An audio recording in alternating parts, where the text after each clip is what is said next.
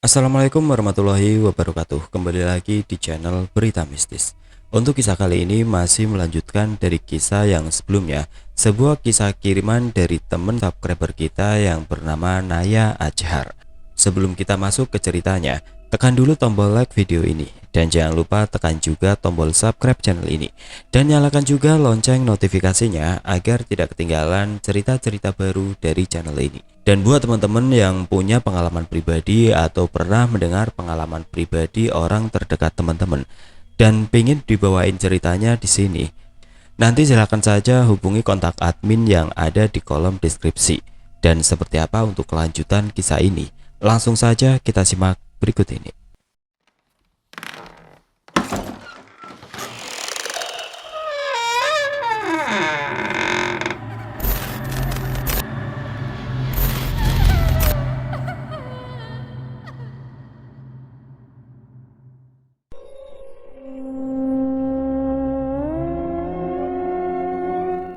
Singkat waktu, aku pun melihat jam di HP ku jam 2 malam.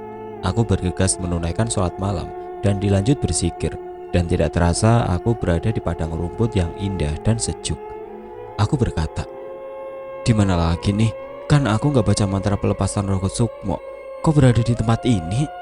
Seketika aku mendengar seorang berdeham. Dan aku berbalik. Eyang Raksa, Aki Guntur, kalian kenapa di sini? Apa kau sudah menguasai ilmumu, Cuk? Ilmu? Ilmu apa, Eyang? Aji Chandra Birawa masih dalam proses, Eyang. Kau tahu, Cuk, ajian itu untuk apa? Untuk keperluan cari bantuan teman dari bangsa jin, Eyang. Ilmu apa lagi yang sedang kau pelajari, Cuk? Ajian Braja Musti. Apa kau sudah menguasainya? Belum. Sambil aku menunduk lesu. Apa kau tahu kegunaan ilmu itu? Ilmu pukulan api, Eyang. Terus ilmu apa yang sudah kau kuasai? Ajian sambar angin. Apa kau sudah bisa menggunakan ajian itu? Sedikit, tapi aku akan berusaha, Eyang. Dan ajian pemagar diri untuk melindungi diri setelah kita meninggalkan raga saat merogoh sukmo. Aku masih dibantu sama Rahayu. Cu, Eyang berharap yang terbaik untukmu. Rahayu tidak selamanya ada di dekatmu. Setidaknya kamu harus bisa menjaga dirimu sendiri. Dan jangan sampai kamu tergantung pada Rahayu. Semua makhluk punya urusannya masing-masing. Apa kamu mengerti? Aku hanya tertunduk lesu. Jujur, jika bisa memilih, aku kepingin jadi gadis biasa saja. Cuk, kau dilahirkan dengan kelebihan yang tidak semua orang miliki. Eyang tidak ingin kejadian tadi terulang. Bagaimanapun, kau harus bisa melindungi dirimu sendiri. Ayu tidak selamanya ada di sampingmu. Apa bisa dimengerti? Dan satu, mintalah kepada Sang Maha Pencipta, Allah, supaya kamu selalu dalam lindungannya. Dan ingat, perbaiki lagi sholatmu, kuatkan lagi imanmu. Ilmu bukan segala-galanya, Cuk. Itu sekedar perantara untuk melindungi dirimu, dan itu hanya titipan semata. Eyang pamit. Ayo kita minum kopi kesukaanmu. Tunggu, kenapa Aki Guntur ikut sama Eyang Raksa? Emang ada urusan apa? Tadinya aku ikut ke sini mau memberikan cendramata pusaka kepadamu karena ilmu masih cetek, gak jadi. Alah, alasan, gumamku. Aku menghela nafas berat. Oh ya, Cu, terakhir kali kapan kau puasa muti? Ilmu yang kau pelajari harus dengan niat dan keyakinan. Berpuasalah, karena dengan kau berpuasa, kau bisa menahan hawa nafsumu, Cuk. Aku lupa kapan terakhir kali aku menjalankan puasa muti. Dan Eyang cuma bisa geleng-geleng kepala melihatku yang tidak bergeming. Aki Guntur hanya tertawa melihatku yang gelagapan. Lihat keturunanmu, susah diatur, keras kepala. Apa benar dia keturunanmu, Eyang?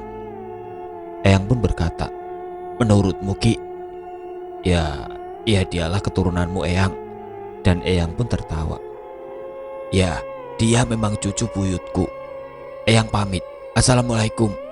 Waalaikumsalam. Seketika aku tersadar dari tempat dudukku yang masih ada di atas sajadah. Karena badanku merasa letih dan aku melihat sudah jam 4 subuh lewat 15 menit, aku bergegas sholat subuh. Setelahnya karena lelah yang kurasa sangat mendera, akhirnya aku tertidur. Aku rebahkan badanku di kasur dan terlelap. Seketika terdengar bunyi ketokan di pintu. Tok tok tok, tok tok tok. Dan aku masih bergeming, suara ketokan itu terdengar lagi, sangat mengganggu di telinga yang mengharuskan aku bangun.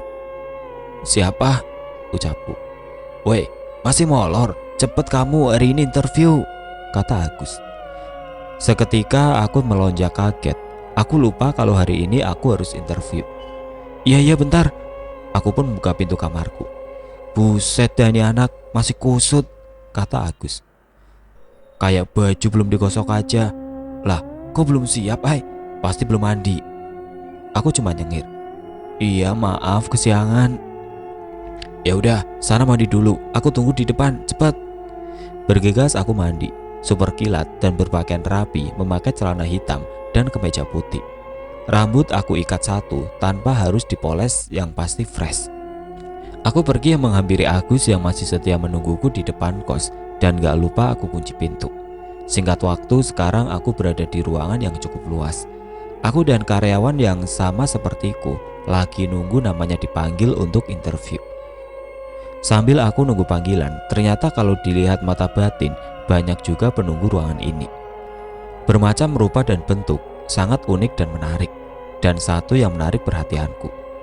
Di sudut dekat ruangan yang bertuliskan gudang, permen sugus dengan berbalut kain lusuh, bola mata cukup besar, muka gosong, dengan rongga hidung yang bolong sedang menatapku. Dan seketika semua makhluk yang ada di ruangan menyadari kalau aku memperhatikan mereka. Seketika aku baca ajian Chandra Birawa supaya mereka tidak menganggap aku sebuah ancaman. Dan aku berkata dalam batin, "Aku tidak akan mengganggu dan aku bukan lawanmu, melainkan kawan." Duh, kalau dipikir-pikir, oke juga aku berkawan sama Demit. Tapi demi keamanan bersama, jangan sampai gara-gara ulahku semua yang ada di sini kena imbasnya. Aku mulai bete. Waktu terasa berhenti dikala saat ngantuk mendatangi. Lalu ada bisikan di telinga. "Awas, jangan sampai lengah dan pertahankan kesadaranmu." Aku menyadari itu suara Ayu dan aku berkata, "Iya yuk, kamu habis dari mana?" Dia pun menjawab, "Aku habis melihat pemandangan." Duh, gayamu yuk pemandangan. Pemandangan apa? Seru nggak? Kok aku nggak diajak? Dan Ayu pun berkata, "Ini bukan waktunya bercanda, ini serius. Kuingatkan sekali lagi, berhati-hatilah. Di sini tidak aman. Banyak roh penasaran, terutama yang masih belum tenang." Lah, emang mereka kenapa? "Mereka mati penasaran." "Jangan ngadi-ngadi deh yuk, nggak lucu." "Jangan bohongin dirimu sendiri, Aisyah. Kau nggak lihatkah? Mereka tidak bisa pergi dari tempat ini karena mereka terikat perjanjian. Dan satu yang harus kau tahu, sebagian tempat ini adalah pemakaman yang belum sempat dipindahkan oleh perusahaan pabrik. Dengan disengaja, mereka tidak memindahkannya, terutama di belakang gedung yang paling dekat dengan kantin. Lokasi itu semua bekas pemakaman." Aku berkata, "Yuk, apa tempat ini aman untukku?" "Entahlah, aku rasa kau bisa menghadapi jalan hidupmu sendiri, Ai." "Maksudmu yuk?" "Nanti juga kamu bakal secepatnya mengetahui peristiwa apa yang bakal terjadi." Singkat waktu setelah interview dan aku lulus, aku disuruh ke ruangan medikal untuk mengecek kondisi kesehatanku dan mengukur tinggi dan berat badanku. Dan aku berpikir, kenapa harus diukur dan ditimbang ya? Memangnya aku nanti ditugaskan di bagian apa? Singkat cerita, Agus datang menghampiri dan berkata, "Gimana? Lancar? Udah semua prosesnya?" Dan aku manggut-manggut saja. Agus berkata lagi, "Lah, lemes amat, belum sarapan kan? Makan yuk, biar AA yang bayar." Seketika semangatku kembali muncul. "Ayo kita makan." Sambil aku menarik lengan Agus. Dia hanya tersenyum melihat tingkahku. Sambil bergumam, "Andaikan kamu bukan keponakanku, Ai, aku mau jadi imammu." Seketika aku berhenti melangkah dan menatap ke arah Agus. Dan Agus pun gelagapan dan berkata, "Kenapa berhenti?" Kepingin aku menegur dirinya, nanti aku gak dapat makanan gratis. Ya sudahlah, bodo amat, emang aku pikirin. Sesampainya di warung nasi, aku mulai membuka obrolan dan bertanya, "Ah, kemana pacarmu?" Seketika dia tersedak sambil batuk. Dia menarik nafas dan mengeluarkan secara perlahan. Ya elah, sampai kesedak. Pasti banyak ya pacar sama mantannya. Dalam hati aku syukurin. Emang enak kesedak nasi. Makanya jadi orang tuh harus setia. Ini mah pacar tiap belokan ada. Gumamku sambil mesem nahan tawa. Dipikir aku gak tahu apa cowok macam apa yang berada di depanku ini. Seketika Agus mengalihkan pembicaraan. Tadi kamu ngapain aja di ruangan itu? Ya malah ngeles kayak bajai. Dan aku mulai bertanya, tadi kan aku ditimbang dan diukur tuh. Sebenarnya aku akan ditugaskan di bagian apa sih? Agus menjelaskan biasanya gak semua orang ditimbang atau diukur. Hanya orang tertentu saja untuk dipekerjakan di tempat khusus. Apa? Khusus? Ucapku. Perasaan udah gak enak aja ini. Emang tadi pas ditimbang berapa kilo, Ai? Aku pun menjawab, nggak tahu, lupa.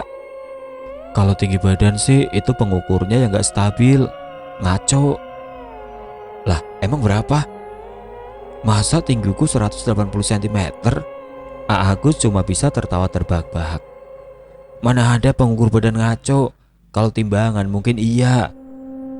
Oh iya, tadi tempat khusus yang seperti apa? Iya, khusus dimana dibuat 2 shift. Seminggu shift pagi sampai sore, seminggunya lagi shift malam balik pagi. Dan gaji per bulannya juga beda. Dan terkadang yang kerja di tempat itu selalu lembur. Ya nggak tentu juga sih. Lumayan buat nambah uang saku dibanding pekerja lainnya, kata Agus. Lah emang bagian apa? Bagian pengovenan bawaan sepatu yang karet itu. Nama tempatnya Hot Fresh Technical. Dan aku pun lanjut bertanya karena masih penasaran. Lokasi gedungnya di sebelah mana? Emang berapa pekerja di gedung itu? Nanti juga kamu tahu sendiri, Ai, katanya.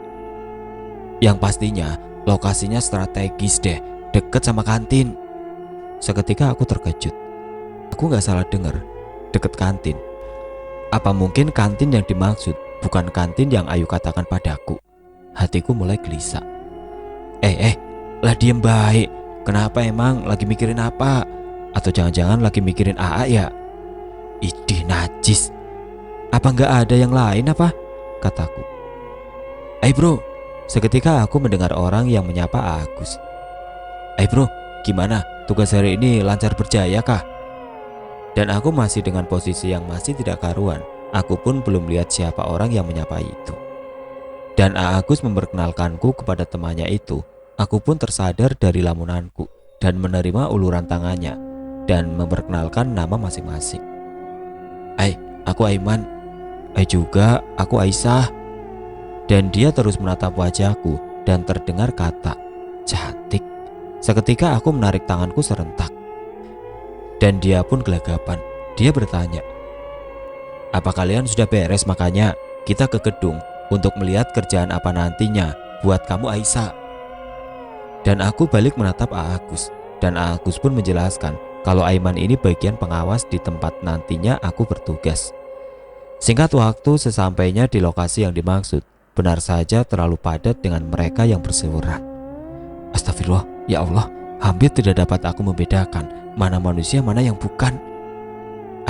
Aisyah, lah kenapa kau ini? Kata Agus. Jangan ngelamun Aisyah, kata Aiman sambil menatapku. Aku hanya bisa tersenyum getir, senyum yang dipaksakan, dan aku baru teringat Rahayu kemana. Aku baru tersadar kalau Rahayu tidak di sampingku. Kemanakah dia? Sebenarnya ini bukan kali pertama untukku melihat mereka. Dari semenjak kecil, aku sudah sering lihat penampakan. Tapi dulu aku gak terlalu memikirkannya. Tapi lain dulu lain sekarang. Dulu yang eksis cuma itu-itu saja. Tapi yang di depanku ini beda lagi ceritanya. Ya Allah, serasa aku berada di perkampungan demit. Tidak disangka aku bakalan kerja di tengah-tengah mereka. Dengan keadaanku bisa melihat mereka secara gamblang. Ya Allah, aku harus bagaimana? Aku hanya berdiri menatap ke depan dengan keadaan yang masih kebingungan. Lanjut melangkah atau mundur? Aiman dan Agus melihatku dengan keheranan. Mereka sambil menatapku dan berucap, "Aisyah, kau baik-baik saja kan?" Dan aku berkata, "Iya, aku baik kok kak." Aku bergumam dalam hati untuk mencoba memanggil sobat kecilku Rahayu. "Yuk, ayo." Tapi enggak direspon. Apa dia sengaja membiarkanku dalam situasi ini? A Agus berucap kepada Aiman, "Titip Aisyah ya, aku ke tempat kerjaku dulu." Aiman pun berkata, "Oke bro, tenang, Aisyah aman bersamaku," sambil cengengesan. Aku tidak menghiraukan mereka dan akhirnya aku memutuskan untuk lanjut melangkah. Langkah demi langkah aku pijakan kakiku di jalan yang menuju ke dalam gudang sambil aku menunduk. Aku bergumam, apa keputusanku tepat untuk bekerja di sini? Serasa uji nyali dan mental. Kalau 1 atau 2 sih nggak apa-apa. Lah ini sudah kaya di kampung demit saja. Aku mencoba memberanikan diri untuk melihat sekelilingku. Di setiap penjuru tempat berbaris siluman-siluman yang berbeda jenis. Ada siluman setengah manusia, setengah binatang, siluman kerbau, ular, kalajengking, dan masih banyak lagi. Apa benar mereka sesembahan yang punya pabrik? Tapi aku gak mau suuzon dulu.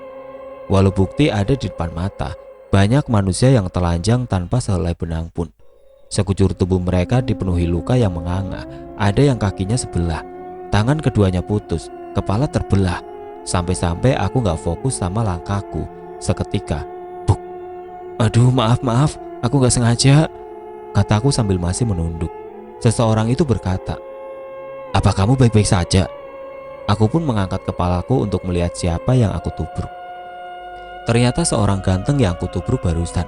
Tapi aku gak suka dengan auranya, gelap.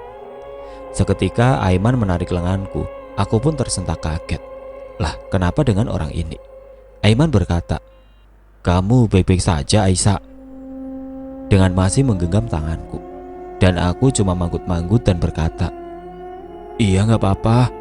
Aku melihat ke orang yang tadi aku tubruk. Dia tersenyum sinis ke arah Aiman. Sebenarnya ada apa di antara mereka dan kenapa aku gak bisa membaca pikiran mereka? Apa karena sekitaranku terlalu banyak makhluk? Lama Aiman menatap cowok itu dan aku baru tahu namanya setelah Aiman berkata, "Arka, apa ada masalah?"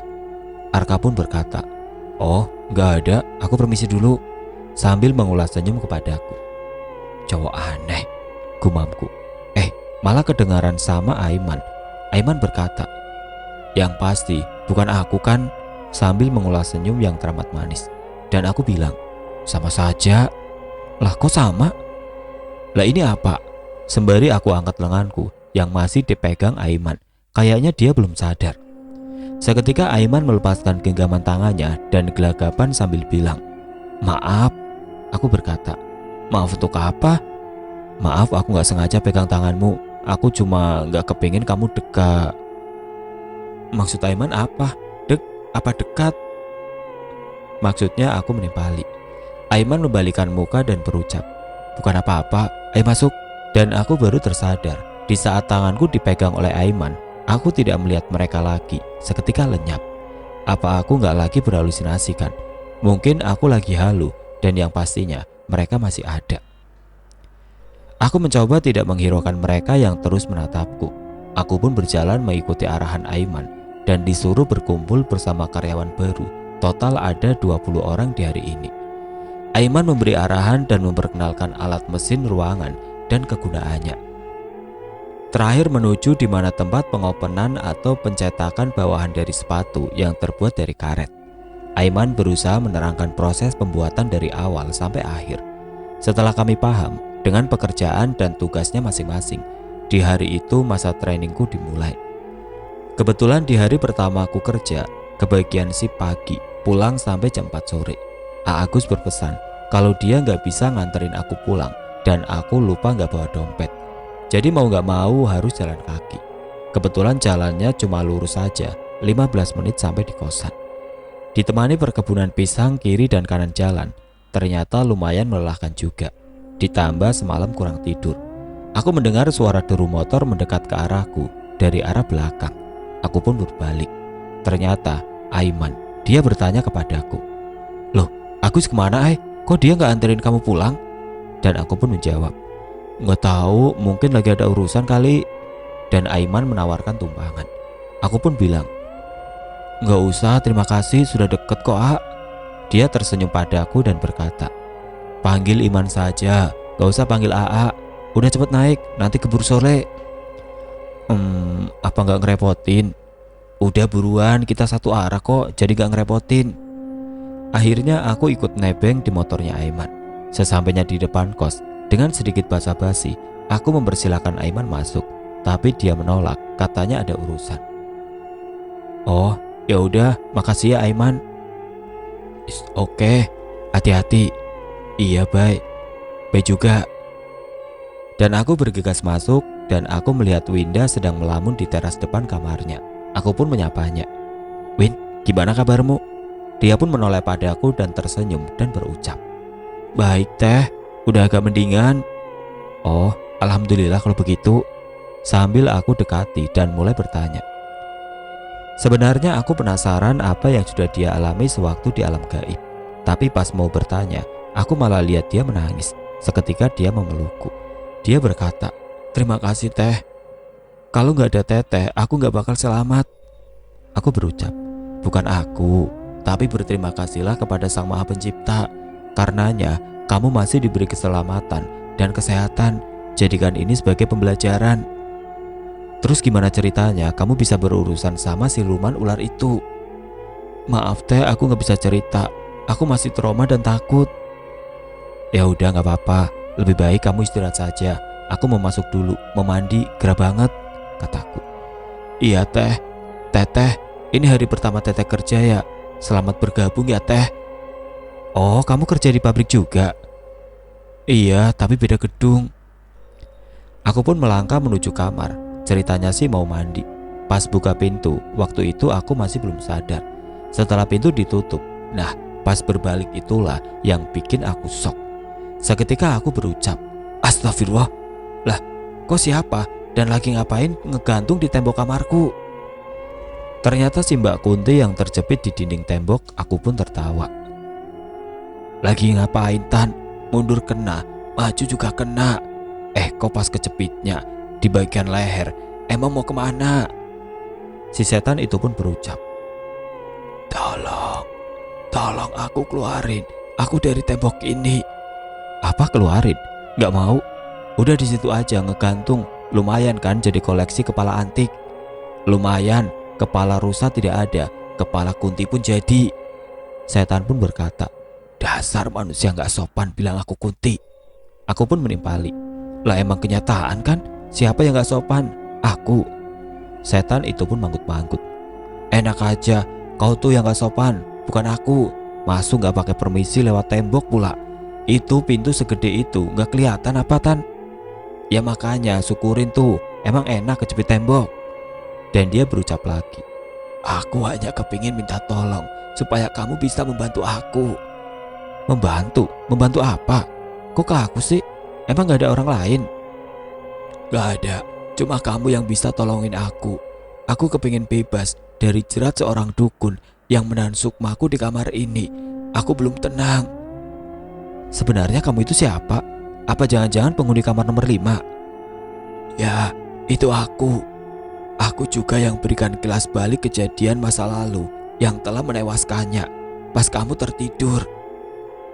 Aku hanya terdiam lesu, bukan tidak mau bantu, tapi ini taruhannya nyawaku. Apa aku harus berurusan dengan seorang dukun yang mempunyai ilmu hitam?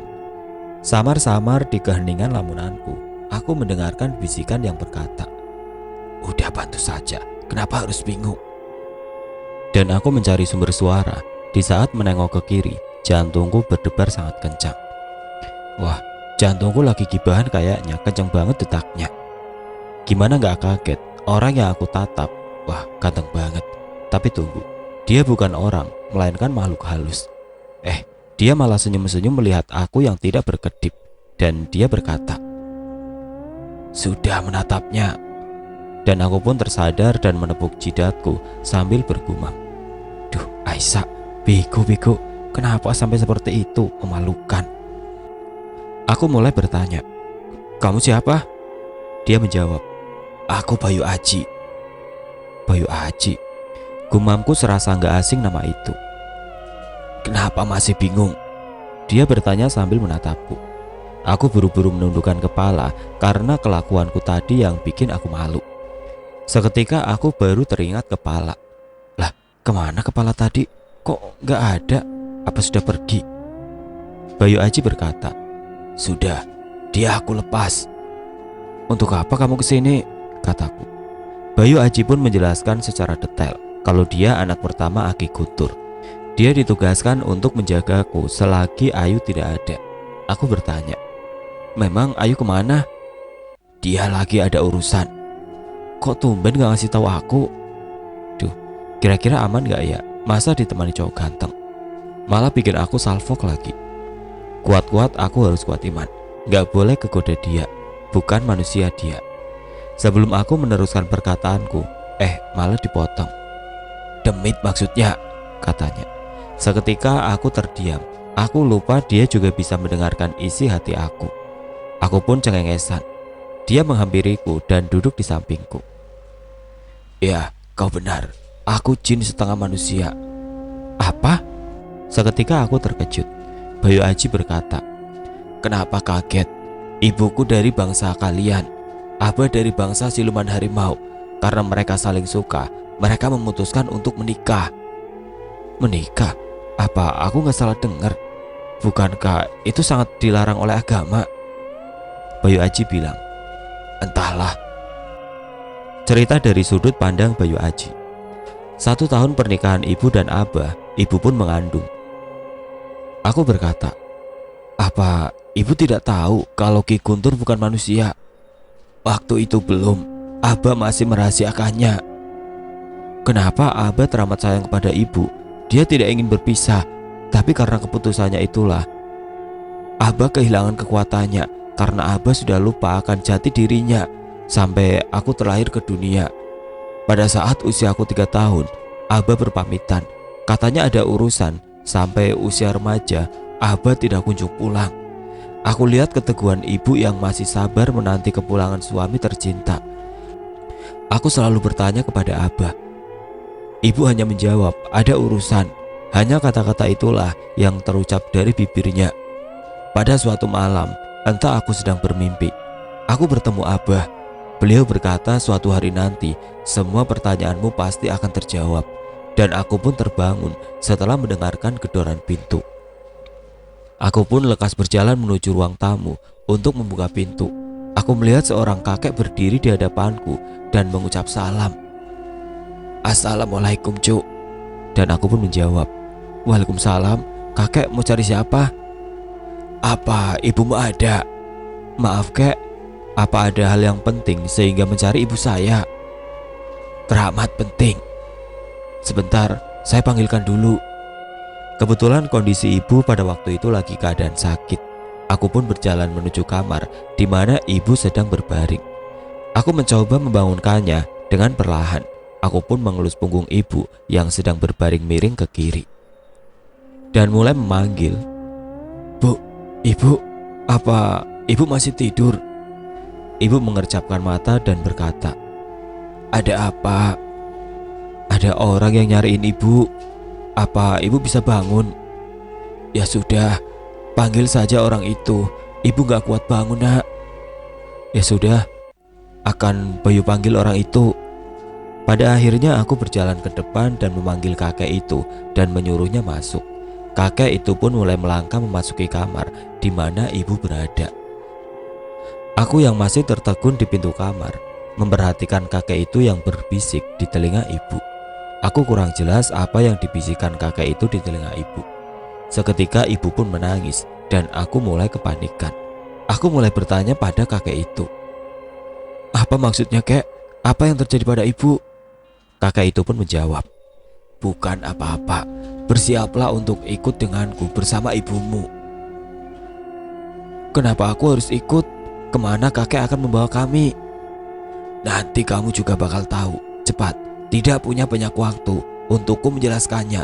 Ibumu harus segera dibawa biar dia cepat sembuh." "Tapi, Kek..." Seketika ibu menimpali, "Sudah, Bayu, kamu manut saja." "Tapi, Bu, kita akan kemana?" "Bersiaplah, Nak." Dan pada akhirnya Bayu pun menuruti apa kata ibunya itu. Setelah menempuh perjalanan yang cukup melelahkan, akhirnya sampai di perbatasan hutan. Beberapa orang menghampiri mereka menyambut kedatangan Bayu beserta ibunya. Dikarenakan kondisi ibu yang teramat lelah, jadi ibu harus ditandu. Mereka pun berjalan memasuki ke dalam hutan.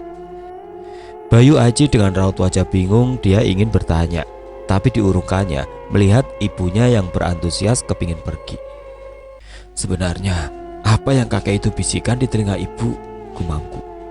Sesampainya di gerbang yang menjulang tinggi dan luas, Bayu Aji terperangah melihat gerbang beton di depannya, berwarna kuning keemasan, bertaburan berlian.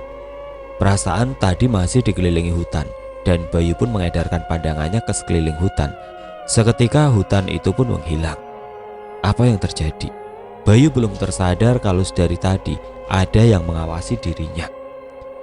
Apa sudah melihatnya? Kata kakek itu. Melihat apa, kek? Yang kau cari. Hutan maksud kakek ya? Gak ada, kek.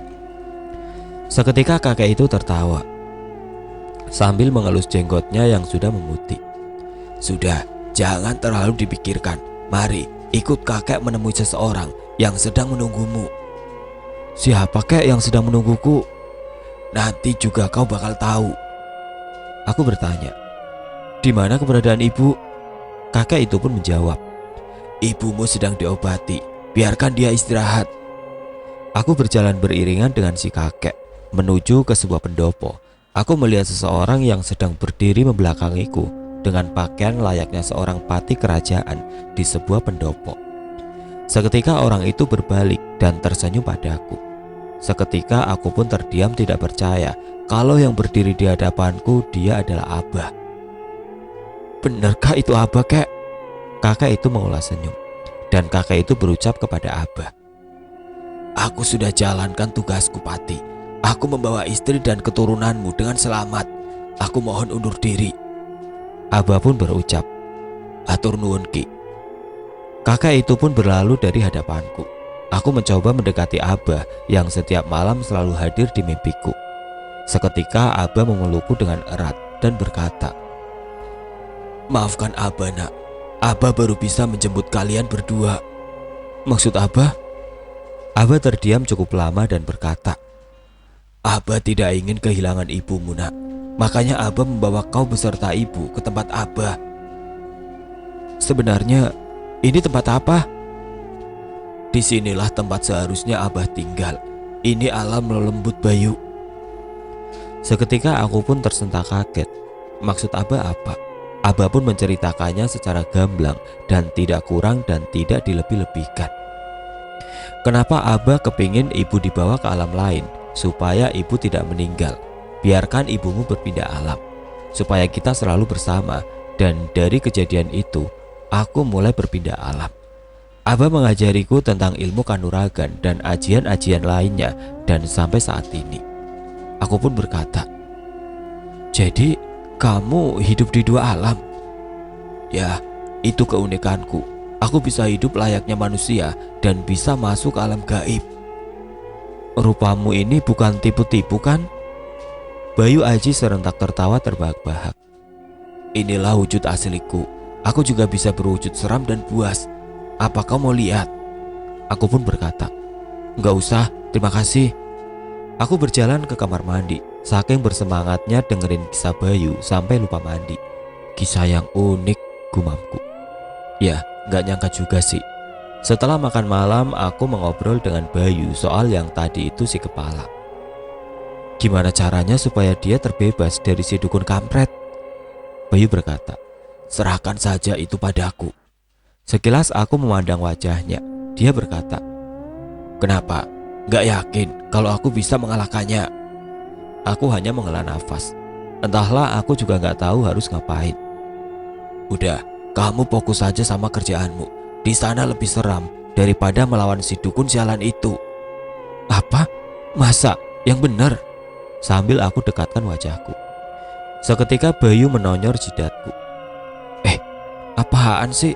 Kataku. Singkat cerita, seminggu telah berlalu. Giliran sip malam. Pertama kalinya kerja di malam hari. Sudah makin gelap aja ini gedung. Pengap berdesakan sama mereka. Padahal kalau dipakai mata lahir, kayaknya biasa saja. Aku rasa aku harus menyesuaikan diri kerja ditemani mereka. Dan sialnya, aku ditempatkan di line paling ujung, cuman aku seorang. Duh, malam pertama kerja banyak yang nemenin.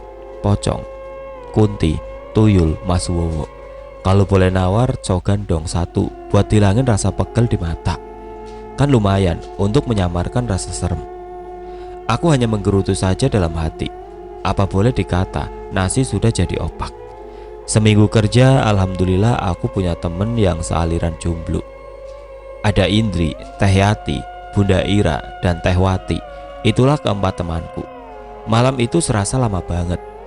Dengan target yang harus aku penuhi, 600 pasang bawahan sepatu. Duh, anak baru sudah teraniaya. Harus sampai target pada malam itu, aku baru menyadari kenapa pas di medical, aku ditimbang dan diukur. Ini alasannya. Tinggi badan rata-rata 170 cm untuk cewek. Dikarenakan untuk buka tutup pengopenan, dikarenakan membutuhkan tenaga ekstra. Makanya badannya harus tinggi. Kalau pendek, ntar lengan siku kena besi panas dan menekan tombol on yang terdapat di bagian atas. Kalau soal berat badan aku nggak tahu. Nah, jelaskan. Kebetulan tinggi badanku 180 cm. Itu karena meterannya yang lagi rusak. Ada yang percaya? Jam 10 malam aku dihampiri oleh Arka. Dia datang mengecek kerjaanku. Takutnya ada kendala dalam mesin atau kurang bahan. Atau mungkin ngecek yang lainnya kali. Entahlah, gelagatnya selalu aneh bila berhadapan denganku. Kuakui penampilan dia tinggi, kulit putih, kayak blasteran gitu. Bentuk badannya perfect, dengan dada yang bidang. Pantesan, cewek-cewek kepincut kalau dihampiri sama si Arka, langsung klepek-klepek. Dan anehnya, itu para gadis nurut aja gitu. Cukup aneh bagiku, tapi makin aku menghindar, dia makin mengejar. Entah apa maunya. Tiba-tiba Aiman datang membawakanku teh manis dan menatap sinis ke arah Arka. Sebenarnya mereka itu musuhan atau emang lagi ada masalah? Aku pun berdehem dan berkata, "Awas, jangan terlalu lama tatap-tatapannya, nanti kepincut." Dan mereka baru menyadari kalau aku memperhatikannya. Aiman berkata, "Diminum tehnya, Ai." "Makasih," ucapku. Terus Aiman melengos tidak suka ke arah Arka. Arka hanya menimpali dengan senyuman yang teramat janggal. Aku rasa ada sesuatu di antara mereka berdua. Kira-kira apa ya? Aku mendengar suara Indri menghampiriku dan sempat menatap ke arah Arka berada. "Ada apa ini? Kok terburu-buru?" "Teh, boleh antar aku ke WC enggak? Bentar. Tapi ini oven belum off. Bentar aja, Teh." Aku menatap Arka supaya mau gantiin posisiku sementara. Dia pun mau dengan satu syarat, jangan lama. Aku bilang, "Oke, makasih ya, Kak." Kuulas senyum padanya dan dia pun membalas senyumanku. Aku bergegas mengantarkan Indri. Setengah perjalanan aku lupa, botol minumku habis dan aku menghentikan langkah Indri. Niatnya mau mengambil botol supaya sekalian saja diisi ulang. Kebetulan tempat air minum dekat pintu masuk dan Indri pun setuju. "Buruan Teh, jangan lama-lama." "Oke, bentar ya." Aku bergegas berlari menuju tempat kerjaku. 3 langkah mau sampai, aku melihat Arka memasukkan sesuatu ke teh yang tadi dibawa oleh Aiman. Maksudnya apa? Tapi sesuatu itu dibungkus buntelan hitam. Aku pura-pura nggak tahu. Aku nggak jadi ambil botol itu dan aku kembali menghampiri Indri yang sedang menungguku. Tapi setelah di pintu keluar, aku melihat Indri berjalan ditemani sesosok Kunti dan Indri asik mengobrol dengannya. Apa dia nggak sadar? Gawat, sebelum dia tersadar, aku harus cepat dekatin dia. Dengan sekuat tenaga, aku coba menyusul Indri. Sosok itu tahu kalau aku menghampirinya. Dia merubah wujudnya dengan wajah yang pucat dan mulut yang robek. Untukku nggak aneh, tapi lain hal untuk Indri. Segera aku alihkan pandangan Indri ke mukaku. Dia kaget karena aku secara refleks memalingkan mukanya supaya menghadapku. Aku takut dia melihat sosok itu yang masih berada di belakangnya. Indri berkata, Teh, bikin kaget aja. Kenapa kok kayak habis lari maraton? Bukannya Teteh ada di samping kiriku?" Lah, kok sekarang di kanan? Aku lihat Indri dengan wajah bingungnya. Ternyata sosok itu menyerupai wajahku. Entah apa yang mau dilakukan kepada Indri. Aku berucap syukur alhamdulillah dan aku mencoba mengatur nafasku yang tersegat. Dan aku pun melihat sosok itu sudah pergi entah kemana dan mulai bertanya, "In, kamu lagi dapet ya?" Dia pun berkata, "Iya teh, aku lagi dapet. Emang kenapa?" "Nggak apa-apa, ya udah buruan. Nanti si Arka marah lagi karena kita kelamaan. Itu jangan lupa pembalutnya dibersihin dulu. Jangan buang ke sembarang tempat." "Iya teh." Dan aku melihat satu sosok yang lagi nangkring di atas genteng WC. Lagi duduk cantik dan menyeringai ke arahku dengan mulut robeknya. Kirain pergi kemana, malah nangkring di situ rupanya. Aku memanggil Indri supaya cepat menyelesaikan urusannya itu. Indri, udah apa belum?" "Udah teh." "Tadi dicuci nggak?" "Iya teh, ini dibungkus sama kantong plastik." "Tapi dicuci dulu kan?" "Iya teteh, dicuci dulu." "Ih bawel deh." "Ya udah ayo." Andai saja kamu tahuin kalau kamu lagi diikutin sama Tukunti. Aku dan Indri berjalan menuju ke tempat kerjaku. Arka tersenyum manis. Dikira aku bakalan marah dan dia berkata sudah. Aku hanya mengangguk dan berucap, "Terima kasih kak." Dia berkata, "Oke, jangan lupa diminum tehnya. Sayangkan pemberian Aiman." Aku mengerutkan dahi dan aku teringat tadi Arka memasukkan apa ya ke dalam minumanku. Seketika dia berlalu begitu saja. Aku yang masih termangu melihat kepergiannya disadarkan oleh ketokan di meja. "Sampai segitunya kenapa nggak ikhlas ditinggal oleh abang ganteng?" Dan aku menengok ke arah yang ngoceh nggak jelas. Tiba-tiba Indri meminum teh yang ada di meja kerjaku. Aku tersentak kaget dan menepiskan cangkir yang sudah ada di mulut Indri. Sambil aku berteriak, "Jangan!" Indri terkejut dan cangkir itu pun terjatuh ke lantai. Air teh sampai berserakan. Aku menatap air teh yang ada di lantai mengeluarkan asap kehitaman. Seketika Indri menepuk bahuku dengan kencang sampai aku terperingis ngerasa cukup sakit. "Au, duh, apaan sih sakit tahu?" "Loh, itu yang apaan? Masa aku lagi minum ditepis kan kaget." "Lo si In, main seruput aja nggak pakai permisi." "Lah kan cuma teh doang sampai sewot." "In, bukan maksud aku gitu, tapi itu teh sudah kotor kemasukan karet tadi." Dengan terpaksa aku pun berbohong. "Tadi keminum gak air tehnya?" "Ya keminum lah walau sedikit sih." "Ya Allah, moga tidak terjadi apa-apa dengan sahabatku ini," gumamku. Jam 12 malam waktu istirahat. Semua karyawan berhenti dengan aktivitasnya. Semua mesin harus dengan keadaan mati atau off. Aku yang masih berdiri di pinggiran mesin pengovenan yang tidak habis pikir apa yang dimasukkan ke dalam air teh itu. Bunda Ira seketika mengejutkanku. "Dor, ngelamun." "Jangan dilamunin, ntar juga ngalamin." "Maksud bunda apa?" Emang tadi lagi mikirin apa? Pacar?" "Ya elah ke situ mulu. Bunda mah nggak ada yang lain apa?" "Lah terus ngapain tadi? Jangan bengong di sini. Ntar kesambet baru tahu." Aku pun melihat ke arah kakinya Bunda Ira. Seketika aku pun tertawa. Nah, loh kenapa ketawa? Jangan-jangan kesambet lagi," kata si bunda. Dan aku bilang, "Enggak, aku masih waras kok." "Emang kamu gila tadinya waras-waras?" "Oh ya bun, emang bunda gak ngerasain gitu?" Bunda menatapku sambil mengerutkan kedua alisnya. "Maksudmu apa?" "Lah itu," kataku. "Idih, ngomong gak jelas, jangan cuma cekikikan." "Enggak bun." "Oh ya, bunda kakinya teramat pegel ya?" "Lah kok kamu tahu?" "Cuma nebak aja bun." Bunda curiga nih, masa nebak bener banget tebakannya.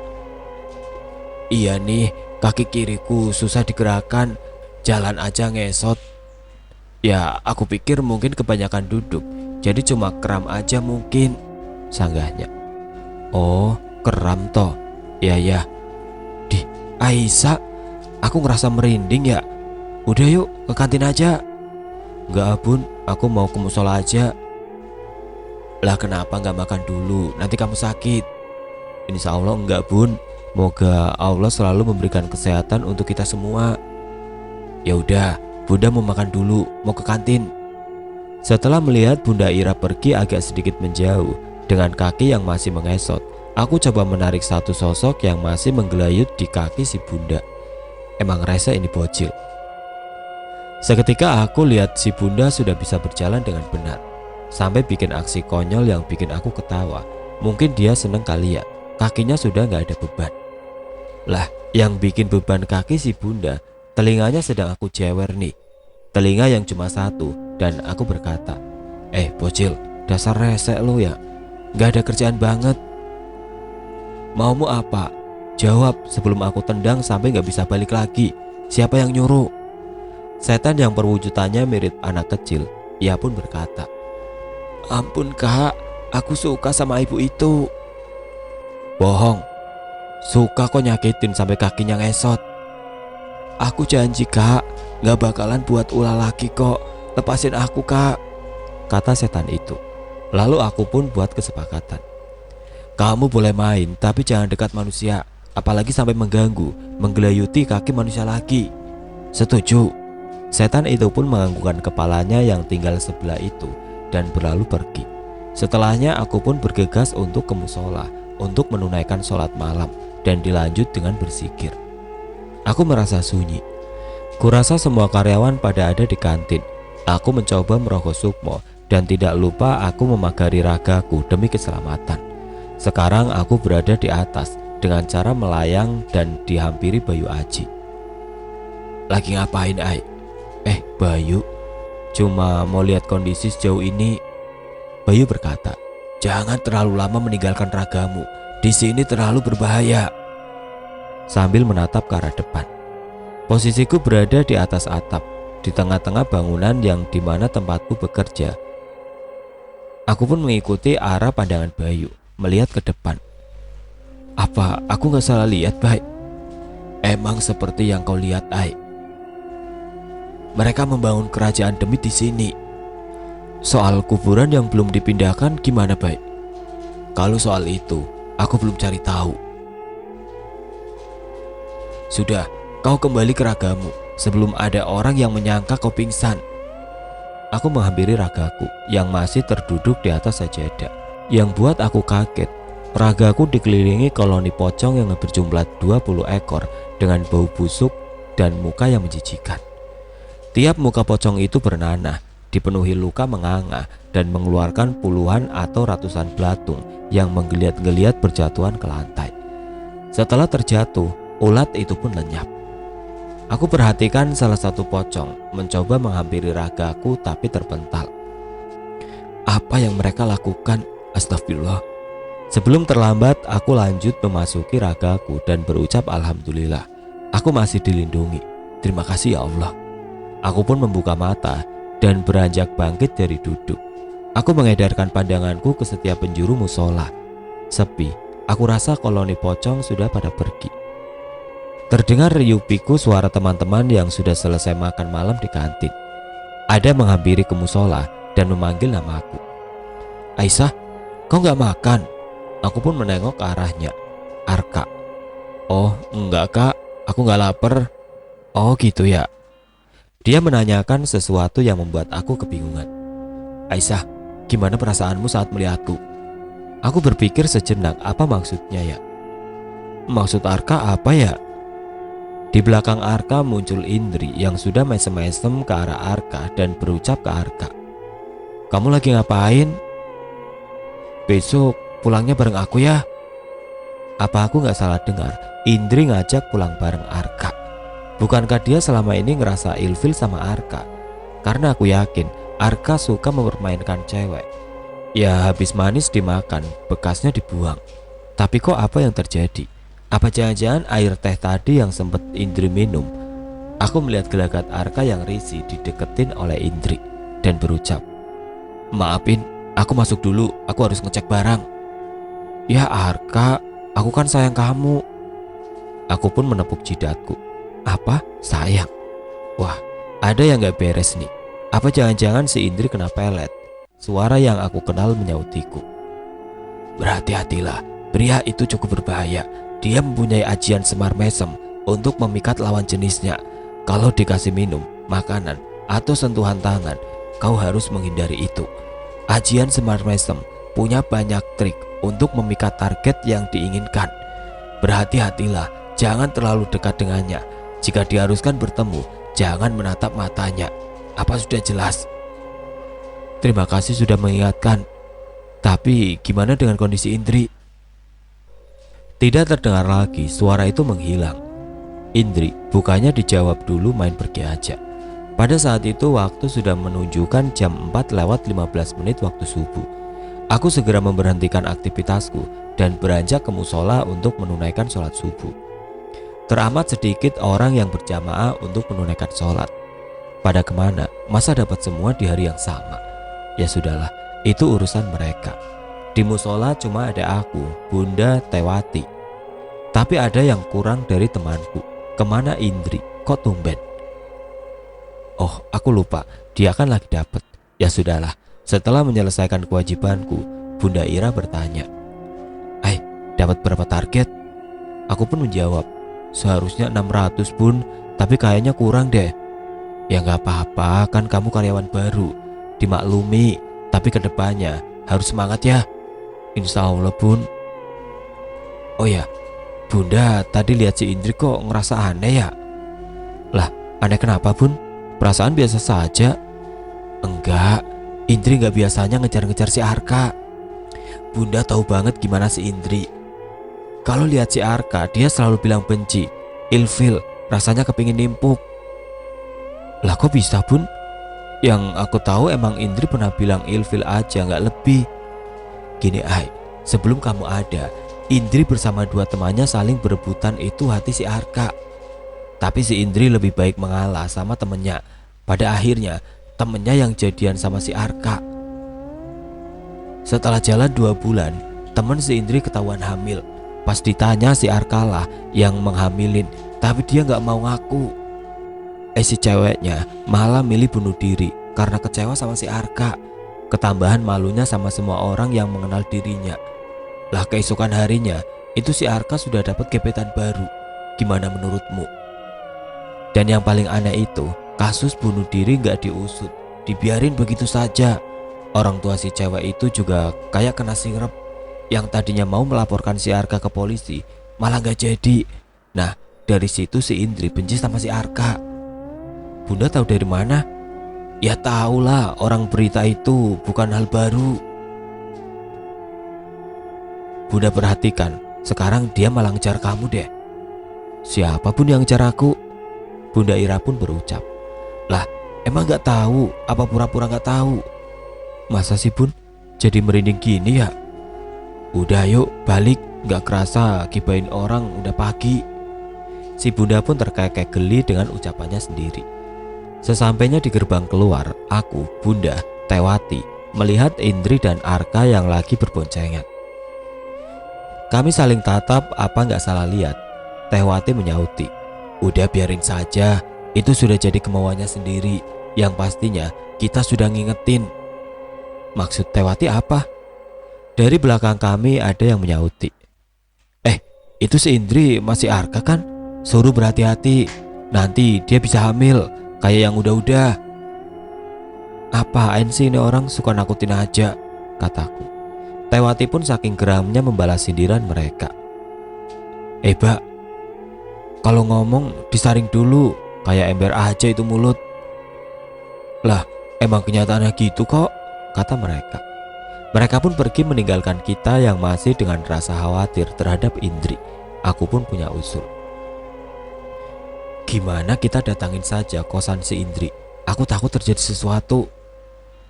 Ya elah sudah gak lelah apa? Kamu kerja semalaman? Bunda pun ikut membenarkannya. Ya, kamu balik saja ke kosan, mandi, sarapan, langsung tidur. Tapi bun, aku seakan punya firasat tentang Indri. Hati aku gelisah bunda. Udah yuk, bubar, balik ke rumah masing-masing. Aku udah lelah, kata Tewati. Akhirnya aku gak bisa berbuat lebih.